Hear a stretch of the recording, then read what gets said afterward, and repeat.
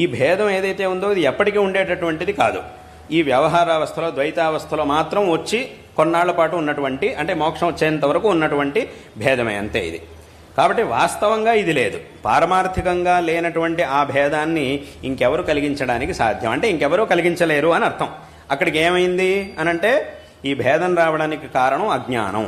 ఆ అజ్ఞానం పోవాలి అనంటే జ్ఞానం కావాలి. ఆ జ్ఞానంతో ఈ అజ్ఞానం అనేది పోయిందంటే ఈ అజ్ఞానం మూలకంగా వచ్చినటువంటి భేదం అంతా పోతుంది. భేదం అంతా పోయింది అనంటే అక్కడికి మిగిలేది అద్వైతావస్థ. ఆ అద్వైతావస్థని పొందినప్పుడే మనం మోక్షాన్ని పొందుతాము. తద్వారా మనకి ఈ జన్మ అనేది సార్థకం అవుతుంది అనేటటువంటి మాటని ఆ విష్ణు పురాణం మనకి తెలియజేస్తోంది. ఇంకా ఈ రకంగా ఎన్నో ఉదాహరణలు ఉన్నాయి విష్ణు పురాణంలో, పద్మ పురాణంలో, ఇంకా నారద పురాణంలో. వీటన్నిటిల్లోనూ చాలా చోట్ల, శివ పురాణంలో, దేవి భాగవతంలో, వీటన్నిటిలో కూడా అన్ని పురాణాల్లోనూ అద్వైత తత్వాన్ని చాలా స్పష్టంగా చెప్పారు. అద్వైత తత్వాన్ని చెప్పేటటువంటి శ్లోకాలు వందలు వేల శ్లోకాలు ఉన్నాయి.